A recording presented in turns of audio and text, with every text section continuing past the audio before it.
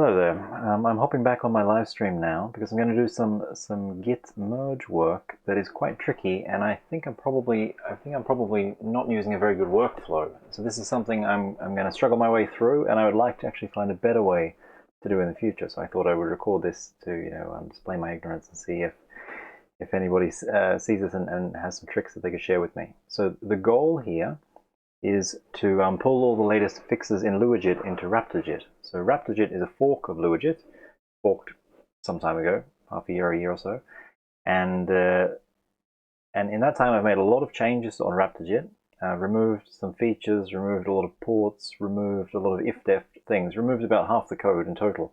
And meanwhile, LuaJIT has been accumulating some interesting bug fixes. So what I want to do now is take all of the new fixes that have been made on LuaJIT and port them over to RaptorJIT. And I want to get Git to support me in this as much as it can.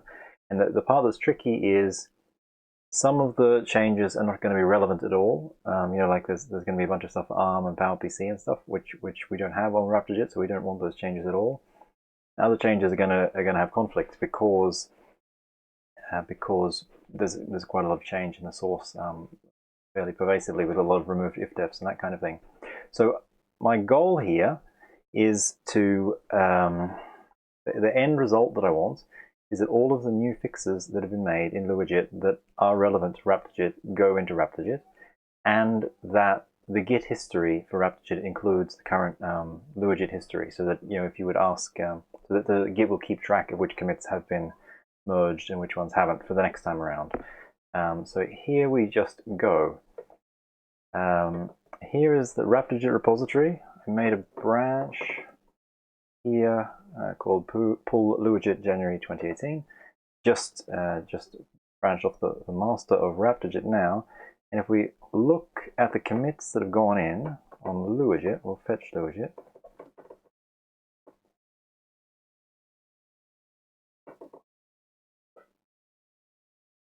If we just log from where we are now to LuaJIT 2.1, like this, shall we say, these are the commits that we're looking at. These are the ones that are new since the last time. So just perusing them, something for PowerPC that we don't care about.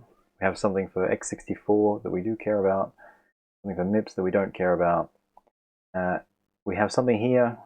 I mean, this is interesting. So LuaJIT maintains the 2.0 and the 2.1 branches in parallel. So what happens is, on the LuaJIT side, if there's any change that is relevant to LuaJIT 2.0, then the change is first made on the 2.0 branch, and then that is merged onto the 2.1 branch. And often that merge will actually involve rewriting the whole change, because there's a huge difference between LuaJIT 2.0 and 2.1, or a large difference anyway.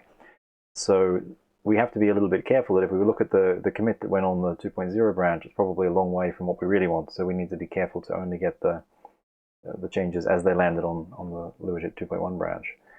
So I thought a little bit about how I want to do this time, and what I thought I would do is, first of all, we'll kind of collapse the merges. We'll just look at the actual commits that landed on the 2.1 branch, like this. Oops, I'll put those on one line too. Give a graph, it should be flat, yes. Okay, so that's just collapsing the merges down, kind of virtually squashing them. So what I thought we would do is, step by step, we'll go one commit at a time, and we will merge just one at a time. I already had a quick look at merging the whole shebang, but it's a huge diff and a lot of conflicts and a lot of kind of irrelevant code, so I don't want to do that. I want to take these one at a time, and for each commit, we're going to do one of two things. On this one, which is for PowerPC, we're not going to take the code, we're only going to take the history. We're going to make a merge commit that just records the fact that we have this commit represented in our repository, but we're not actually going to take the code, because we don't care about PowerPC code, but we do care about keeping track of the fact that we've already looked at and considered this commit, and that we never want to see it turn up again in the future when we're doing these kind of merges. So I believe the way we do that is git merge with the hours strategy, which basically says completely discard the content of this change and just keep do a merge commit. So link this commit into our tree, but don't take any of its content. Stick with our content. And Git is a bit tricky. It actually has two meanings of this hours in merge strategies, and I think that this is the right one that we're using. So let's see what happens if we do that.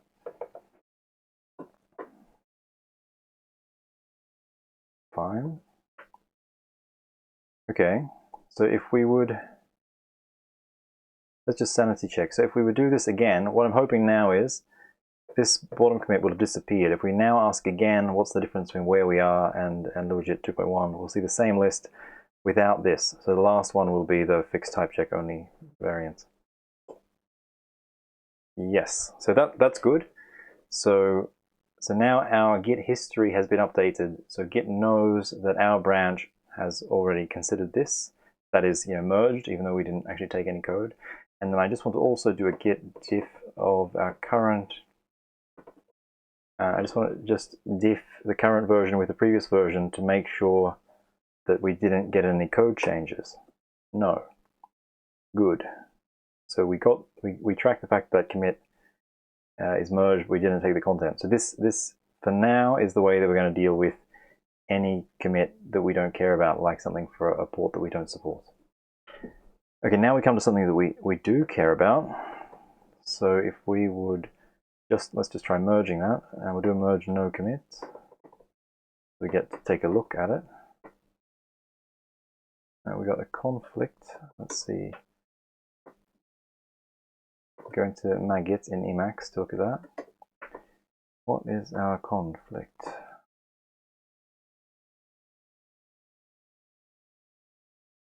So it would appear that in the version on LuaJIT 2.1 there was some conditional stuff, whereas on ours there was not. So one of the things in RaptorJIT is that we're only supporting 64-bit x86. So what it looks to me like is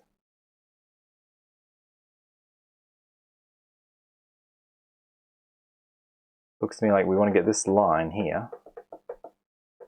That's something we want, but this down here is something that's redundant.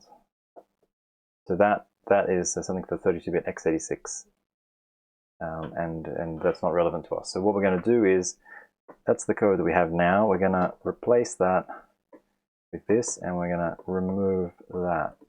Were there any other conflicts? No.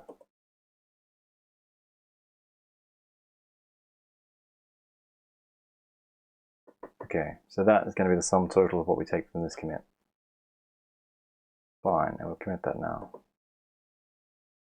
Okay, now this is what we have left. This is a MIPS 64. This is not relevant to us. So we want to do that thing that we did before with the merge with strategy to just keep the code that we already have. And we will merge this one. That is fine. We'll assume that worked because we did the same thing as we did the first time around. What's next? Okay, so now we have merge commit. Okay, let's expand this one out a bit. This is the one we're going to merge, and it's going to pull in these other changes. So there is stuff that we care about here. This looks like, yeah, this is another thing that we want to actually merge. So let's do that. So let's go to the view that we had before. And we will just merge this.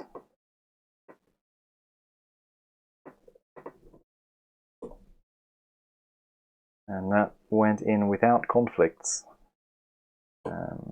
which is almost as scary as a program running the first time. Didn't get anything there by the look of it.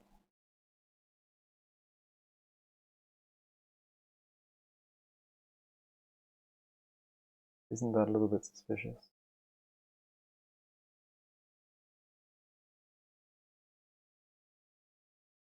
Let's see what the content of that merge commit was.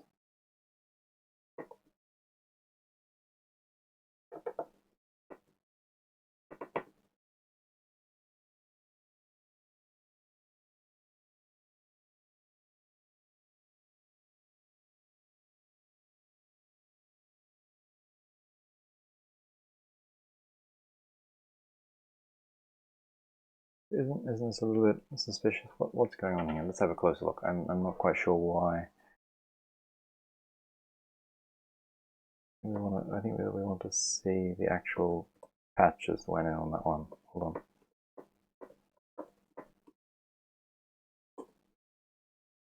This is the one that we care about. I want to see git log. First, git log of that. Of what that introduced relative to its parent.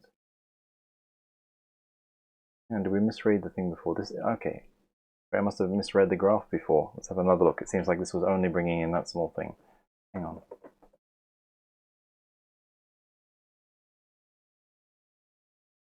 How did I read that wrong? It's only this change that's coming in. The branch went out.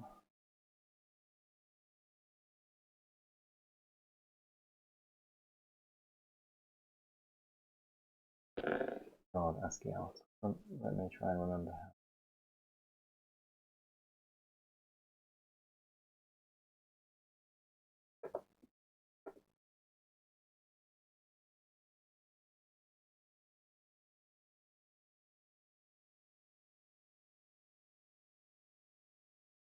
This mode we're looking at.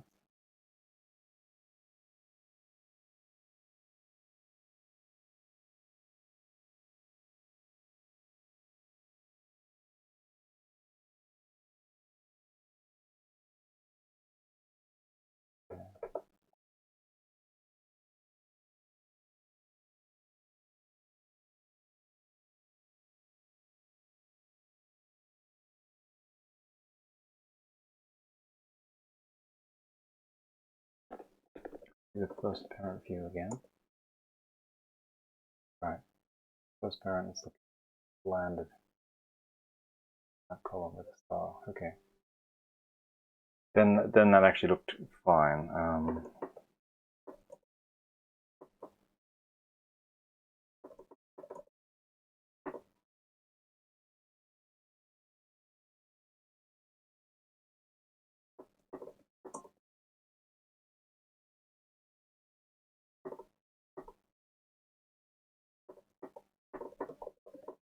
Yeah.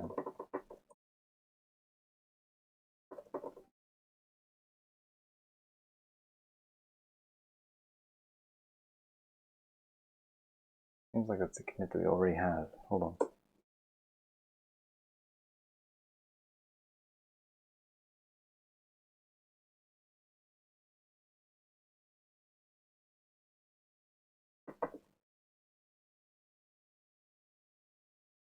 I'm not completely happy about what happened there.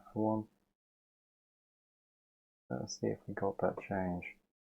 I did say I wasn't very happy about how this was going. So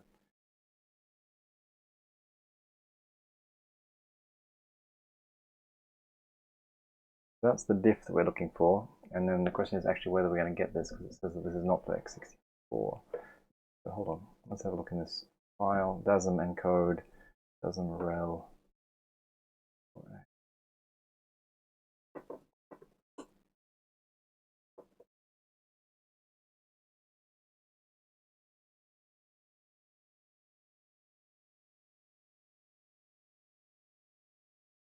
That's what we have. What does the diff look like? It had changed this.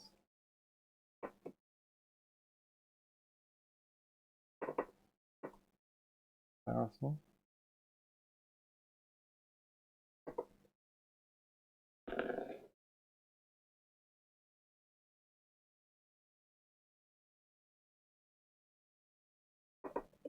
What was the actual difference there?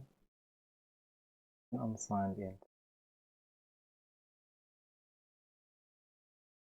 Okay, so it went from an int to an unsigned int, and we have an unsigned int. So I'm not sure how I missed it. We have the right content on our branch, which is the main thing. Apparently I just did a sanity check wrong. We do have the right code there. We have this switch to an unsigned int. Good. In that case, we can continue. What's next? This.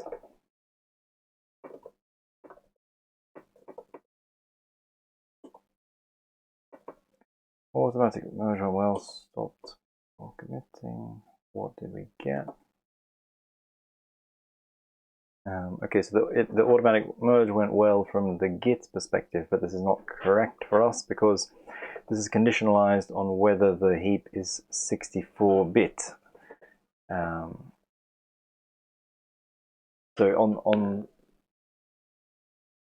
it used to be this code, but apparently this is the code we had before.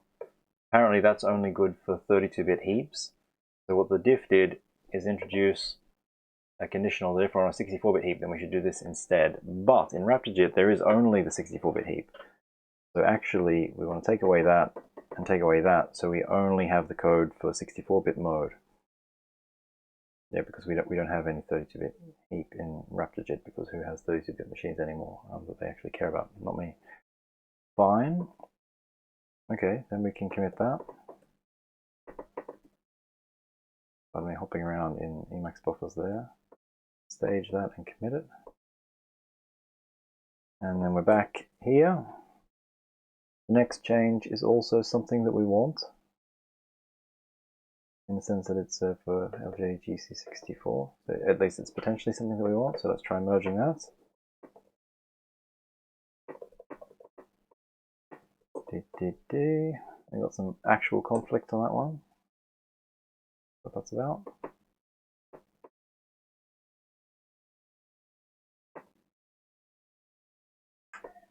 Here we got the conflict.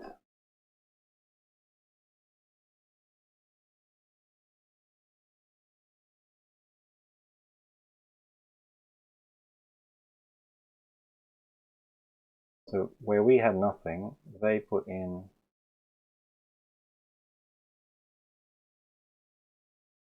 comment. We got a comment and that if. Okay, so I want to read the original diff. I want to see what the change actually was for them.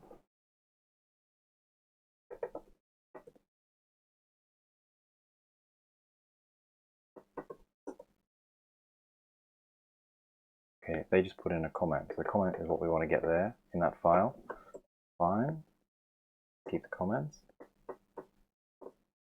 And then what was the other file with the conflict?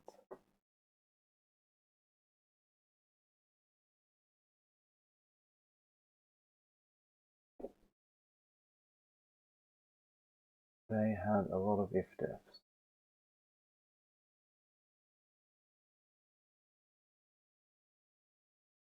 Again, let's read the diff.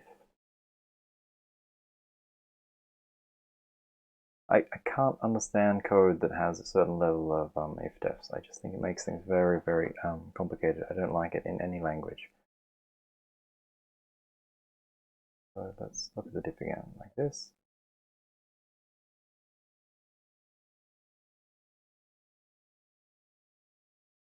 Change we're looking at. Hold on. We were in ljir.h. So that is the change they actually made. And they added this comment. So we want to get a comment. And we want to add IRT nil down there. Okay. Let's make it so.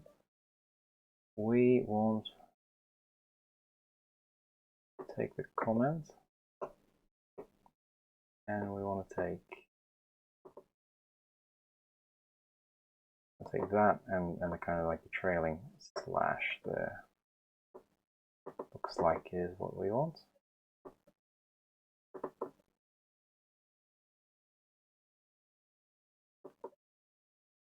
Any more comments, conflicts in that file? No. Okay, we're going to stage that and commit it. when we're done here, this is going to become a pull request to RaptorJIT, so this isn't like getting pushed to master. What we're doing now is trying to do a good job of the merge, but we still have an opportunity to review it afterwards. So let's just get this done, hey?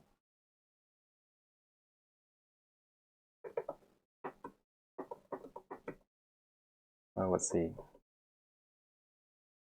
what is included in this one.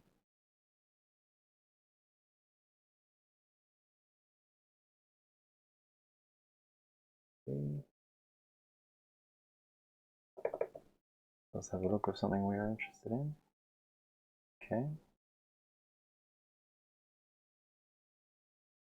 Let's merge this.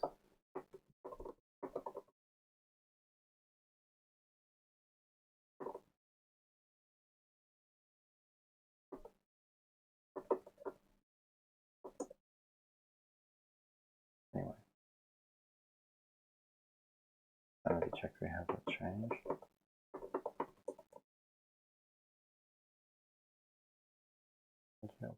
Fold, simplify con.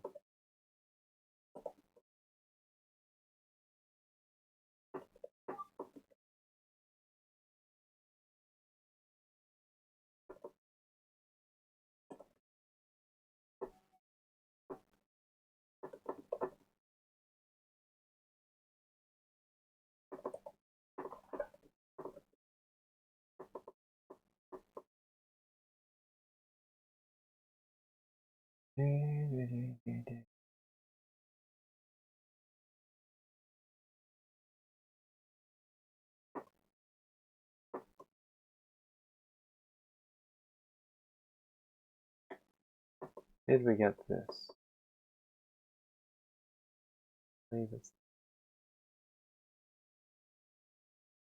Yes, okay, so we did pick up that change. I'm not sure why when I diffed that on the command line I didn't see anything, but we see in git's blame here that we did get that line of code updated. It is now checking for the Wilson int. Okay, fine.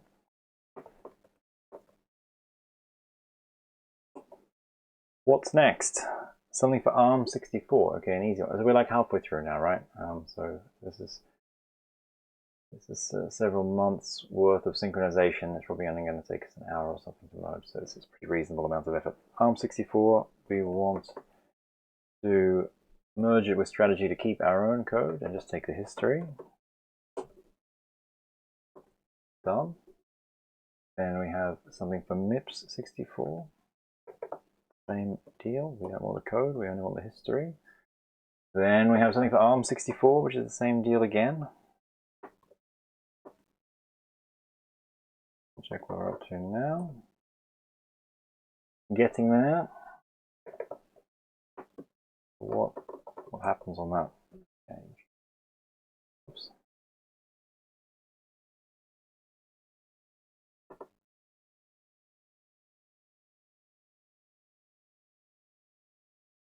That is a very small and innocuous looking change.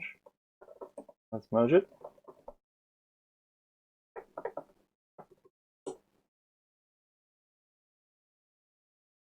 Something for ARM64. Something for MIPS64.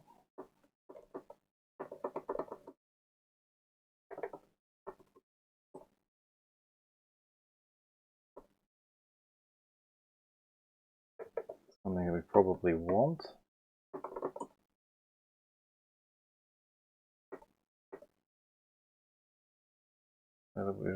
It's written by Peter Corley, so we'll put that one straight in the bank. He's a clever chap. And we'll do it again with a merge.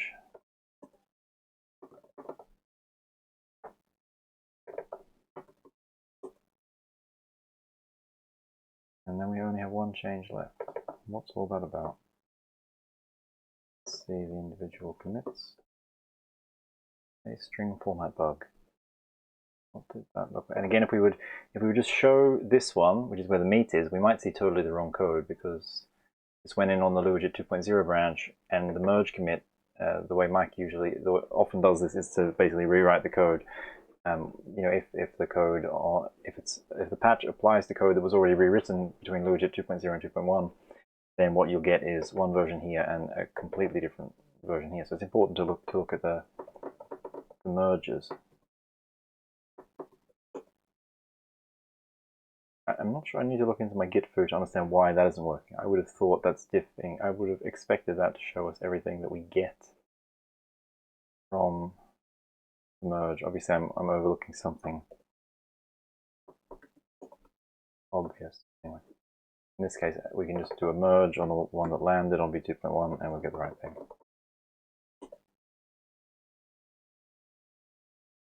Already up to date. We had that. Okay, now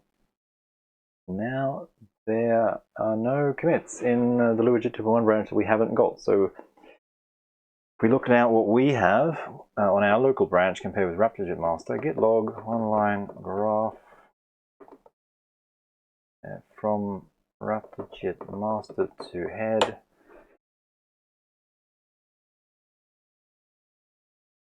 So this is what we're importing. We have a whole series of merge commits. If we just look at the first parent as well for a moment. Oops. And now what we've done is merged a whole lot of individual LuaJIT changes in our. So what we've done is basically the same as what happened on the LuaJIT repo, right? Change goes onto the LuaJIT 2.0 branch. It lands there, and then it gets pulled onto the LuaJIT 2.1 with a merge commit and potentially rewritten because there's big changes in the 2.0, 2.1 code bases. And then actually we've done exactly the same thing. Then we do a merge of that commit from LuaJIT 2.1 onto RaptorJIT, and we potentially rewrite or change or discard the content of that change along the way, depending on how it applies to RaptorJIT. So that's seeing the mergers there. If we would strip out the mergers,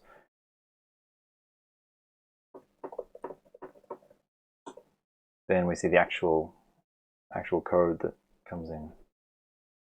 Although one wonders why you get those. Those not merge commits. I asked for no mergers. Anyway, I guess the thing to remember here is that Git is like a graph database, right? So you don't read the Git history as such. There's no one Git history. It's a graph that you query. So depending on whether you want to see, the linear view, the kind of squash view, or whatever, the way that you get the view you want is, of course, just with the command line arguments here. Groovy. We're going to push this branch, which was called that. Git push to Luca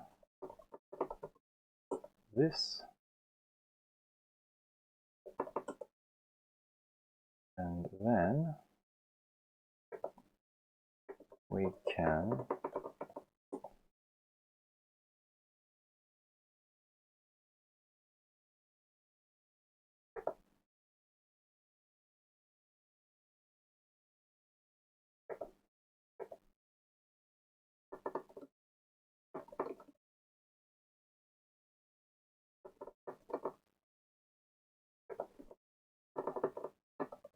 let's see what we did. This branch pulls the latest fixes to LuaJIT into RaptorJIT. Each commit landing on LuaJIT v2.1 branch is individually adopted with a merge commit. If the change does not apply to RaptorJIT, example because it is made support that we don't support, then the content of the commit is discarded, but the commit ID is retained for future reference. Sounds about right. Okay, so that was half an hour to pull in some months worth of fixes on LuaJIT. We didn't read them very, very super carefully, but we have something here. So this is a pull request here. We can go through and have a look and see if it's sane. We also whack it with continuous integration and benchmarking on the way through before it lands. So that was a good half hour's work. I'll press create pull request there, and the little busy CI robot will go and test it. Thank you very much. If you know a better way to do that workflow, to maintain a heavily modified fork of a project using Git, then drop me an email and tell me what a better way to do that would have been. Thank you very much.